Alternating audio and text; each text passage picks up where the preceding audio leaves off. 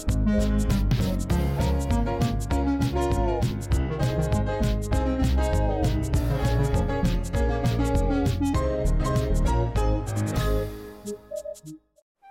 night, Henry and Gordon were alone with James. Although the Fat Controller was beginning to think well of him, whenever a chance came, the other engines would talk of nothing but bootlaces. "Remember the time one had to be used to get you out of trouble, James," they would tease. James tried to get his own back, talking about engines who got shut up in tunnels and stuck on hills. But they wouldn't listen. "You talk too much, little James," said Gordon. "A fine, strong engine like me has something to talk about. I'm the only engine who can pull the express. When I'm not there, they need two engines. Think of that.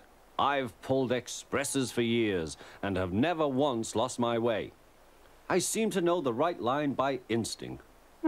Every wise engine knows, of course, that the signalman works the points to make engines run on the right lines, but Gordon was so proud he had forgotten. "Wake up, James," said Gordon next morning. "It's nearly time for the express." "What are you doing? Odd jobs?" "Oh, well, we all have to begin somewhere, don't we? Run along now and get my coaches. Don't be late." James went to get Gordon's coaches. They were all shining with lovely new paint. He was careful not to bump them, and they followed him smoothly into the station, singing happily, "We're going away, we're going away." "I wish I was going with you," said James. "I should love to pull the express and go flying along the line." Gordon, with much noise and blowing of steam, got ready to back onto the train.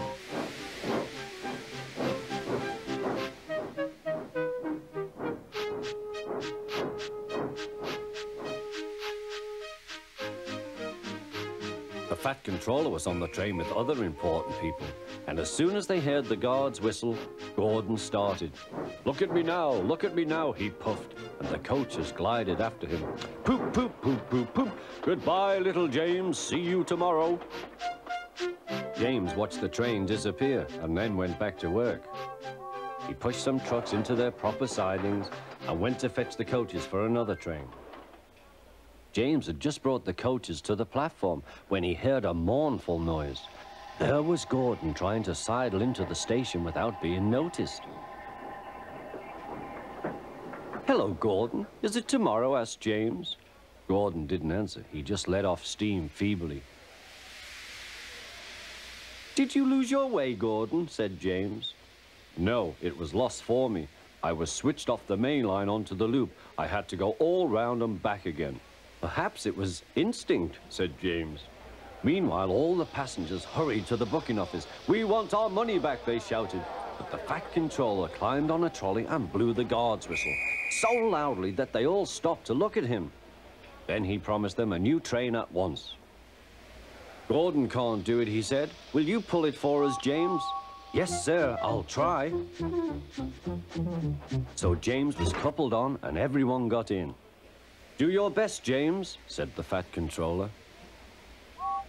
Come along, puffed James. You're pulling us well, sang the coaches.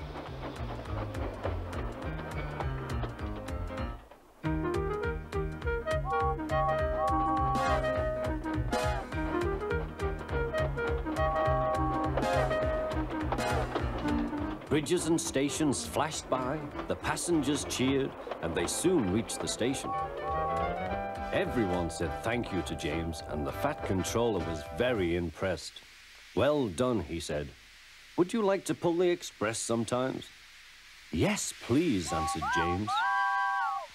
Next day, when James came by, Gordon was pushing trucks.